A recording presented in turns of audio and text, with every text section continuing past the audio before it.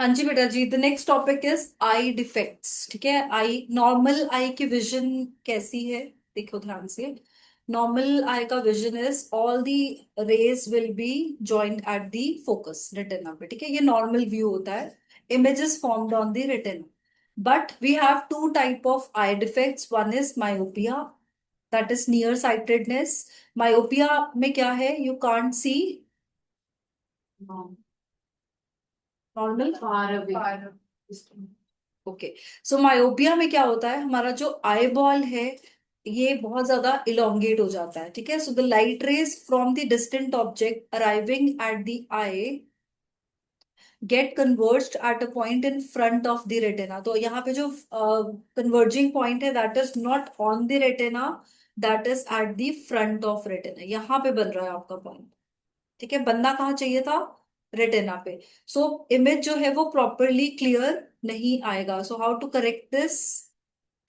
The defect can be corrected by using concave lens of appropriate focal length. So when you will wear concave lens, it will be corrected. ठीक है, near sightedness. Now near objects clear दिखते हैं and far away objects are unclear, right? The light rays from a distant object get converged at a point in front of the retina.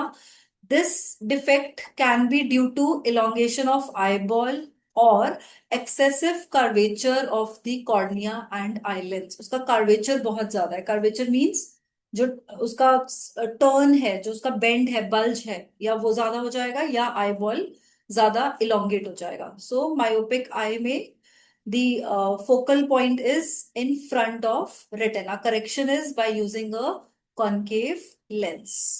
Image will be formed at the retina.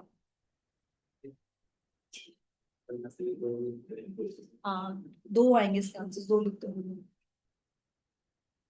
ठीक है जी, so the power of the lens will be negative. So if you are wearing a negative powered lens, then you are suffering from myopia, near sightedness. ठीक है जी, आगे चलते हैं। The second defect is hypermetropia, far sightedness. इसमें क्या होगा?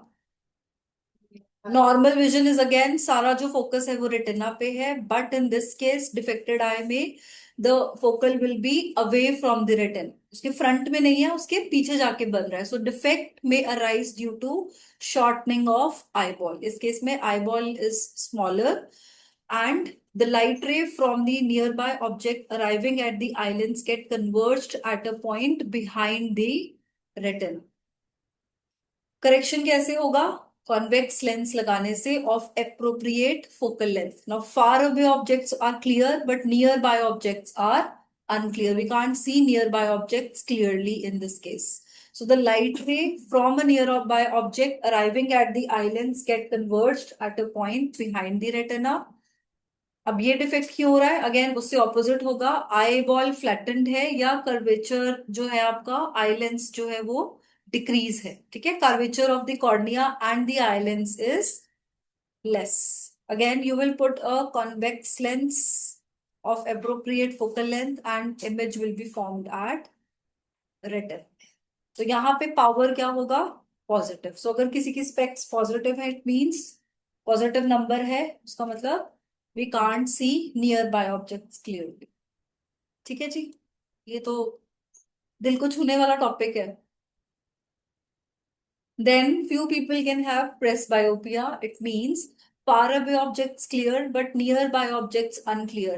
ये प्रॉब्लम मोस्टली ओल्ड एज में होगा. It is also known as old age hypermetropia. Why it happens? Because the muscle near the eyelids loses their ability to change the focal length. हमने ये topic किया था पावर ऑफ अकोमोडेशन. वो क्या था? Eye lens की एक capacity है जो फोकल लेंथ को इंक्रीज या डिक्रीज कर सकती है बाय चेंजिंग इट्स शेप। या तो इलोंगेट हो जाएगा या कंट्रैक्ट हो जाएगा। But after a certain period of time, एक एज के बाद मसल्स जो है eye muscles they get weak, they lose their power of accommodation. तो उसमें जो नियर पॉइंट है which is in the normal case 25 centimetre, it shifts farthest from the eye. Correction क्या है? यहाँ पे भी वही convex lens of suitable focal length is used. Right. So some people develop a combination of myopia and presbyopia. उस case में specs will be have bifocal length. देखा होगा आपने, बड़ों जो बड़े एज के होते हैं उनकी स्पेक्स में नीचे कुछ और लेंस होता है, ऊपर अलग, वो दिखता है प्रॉपर अगर आप स्पेक्स में देखोगे. ठीक है. So that is again when a person is having both myopia and presbyopia. So presbyopia तो ओल्ड रिलेटेड रिलेटेड हाइपरमेट्रोपिया है ना. तो यहाँ पे दोनों प्रॉब्लम्स होंगी, ना दूर का दिख रहा है क्लियरली, ना पास का दिख रहा है. So in that case bifocal length will be used. Upper part is concave to correct myopia and lower part is convex to correct hypermetropia. क्योंकि हमें दूर का देखना है तो हम सामने देखेंगे, है ना. when you are looking at nearby object, आप आंखें नीचे करके पास में देखते हो, रीड नीचे करते हो, पास की चीज नीचे से देखते हो. क्लियर है जी. So how to distinguish between both the diseases. आप लेंस के केस में हर चीज के लेवल पे उसको डिस्टिंग्विश करोगे. अब ये जो डिस्टिंग्विश है, पूरा सेंटेंस लिखा है ना. ठीक है. सो प्रेस बायोपिया में person can see near by objects clearly. जो एक एक लर्न कर लो, दूसरा उसका ऑपोजिट है, सिंपल है. Eye lenses, eyeball is elongated, in this case eyeball is flattened. The image of the distant object formed in front of the retina. अब जब आप इसको लिखते हैं तो प्लीज जो इंपॉर्टेंट वर्ड होता है, इंपॉर्टेंट पॉइंट होता है, उसको एटलीस्ट अंडरलाइन करो. आपको पढ़ते हुए भी इजीली लर्न होगा, और एग्जाम में भी when you are writing it, it is eye catching. Teacher easily उसको चेक कर सकता है. तो और ये नहीं लिखना है सिर्फ front of retina and behind of retina. क्या इमेज. अब ऑब्जेक्ट लिख रहे हो कि इमेज लिख रहे हो, हमें क्या पता ना. तो प्रॉपर सेंटेंस लिखना है प्लीज. ठीक है. And defect is corrected by what type of lens. तो सिंपल चार डिफरेंसेस हैं जो हमने भी थ्योरी में किया है, वही डिफरेंसेस. राइट जी. कोई डाउट यहां तक.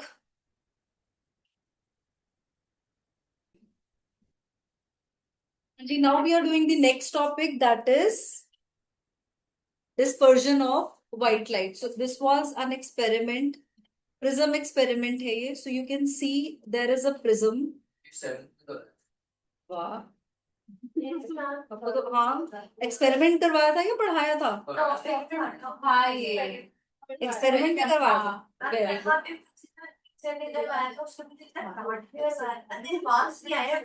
हो रही है. अच्छा कोई बात नहीं. आए थे ना फाइनल में मार्क्स. हाँ मेरे आए थे 79.5 out of 80.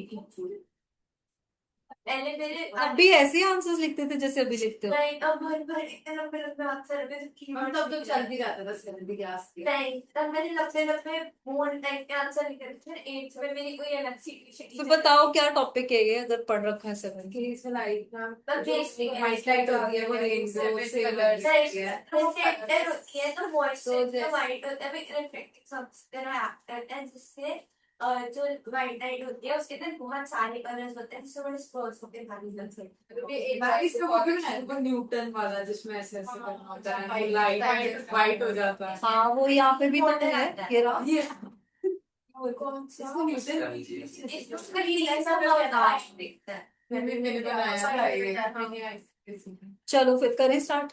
Virtually virtually experiment करते हैं. ठीक है. You have a prism. Prism में एक्चुअली क्या है, there are two triangles and triangles के बीच में भी स्पेस है. ठीक है. ये प्रॉपर एक ट्रायंगल नहीं है, these are two triangles which are connected. ठीक है. तो यहाँ पे भी एक पूरा सरफेस आता है, ये जो यहाँ पे ऐसे दिखाया है. ठीक है.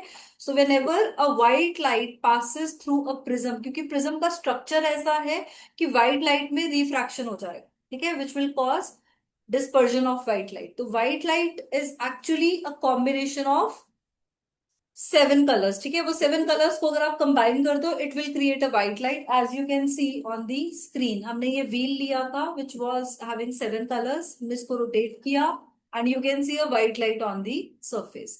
तो जब आप व्हाइट लाइट प्रिज्म से पास करोगे, it will disperse into 7 colors.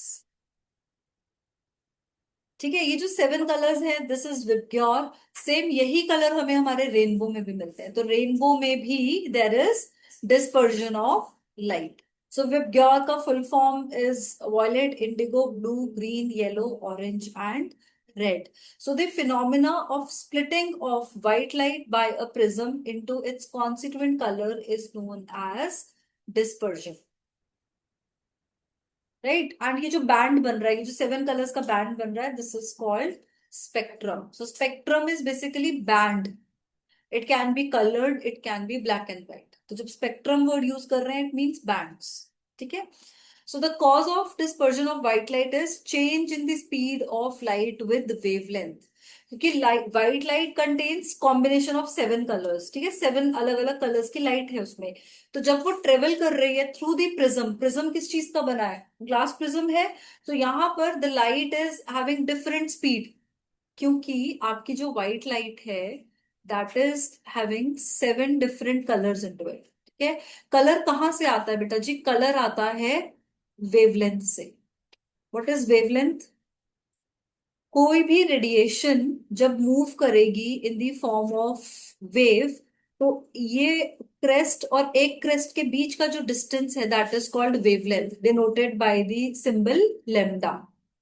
Wavelength, wave का लेंथ। ठीक है।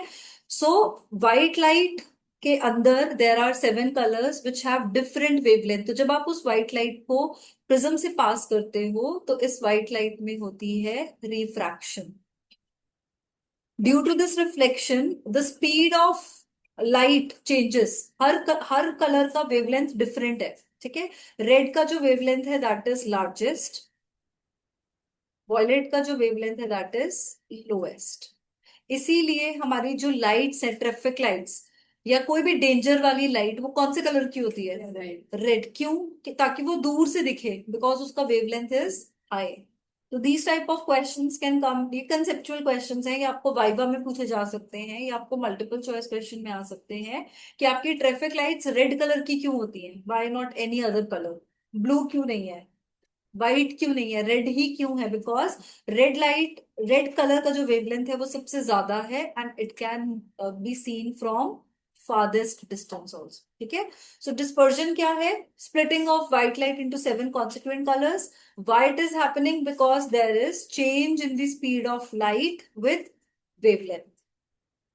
ठीक है। सो ये लाइट को जाना तो सीधा चाहिए था, ठीक है, बट इट इज बेंडिंग। तो bending of light is called refraction. ठीक है। तो ये बेंडिंग ऑफ लाइट जो हो रही है, ये जो एंगल ऑफ डेविएशन है, जाना तो ऐसे था, चला ऐसे गया, so this is angle of deviation. ठीक है। वी मैक्स है आपका मैक्सिमम चेंज कितना है, from this line to the last colour, ये मैक्सिमम है और ये मिनिमम है। दिख रहे हैं ना, ये वाला एंगल बिग है, ये वाला एंगल स्मॉल है। Clear? V minimum, V maximum, मतलब minimum velocity and maximum velocity. ठीक है। Now recombination of white light. अब मैं अगर एक प्रिज्म के सामने दूसरा प्रिज्म रख दो इन ऑपोजिट डायरेक्शन, तो ये वापस से लाइट कंबाइन हो जाएगी। Now white light is entering into the prism, it will split. Red की सबसे कम स्प्लिटिंग होगी, वॉयलेट का एंगल सबसे ज्यादा होगा। Now this light will go into the prism and they will combine again and they will create a white light. तो जैसे light white गई थी, तो this is recombination of white light. Prism को ऑपोजिट करके रख दो, जो रिएक्शन जो भी चेंज हो रहा है फर्स्ट प्रिज्म में, उसको रिवर्स कर देगा सेकेंड प्रिज्म। क्लियर है ये वाला topic? So glass can be considered as a combination of two inverted prisms, इसलिए ग्लास में आपको वही कलर दिखेगा, hence there is no dispersion of glass slab.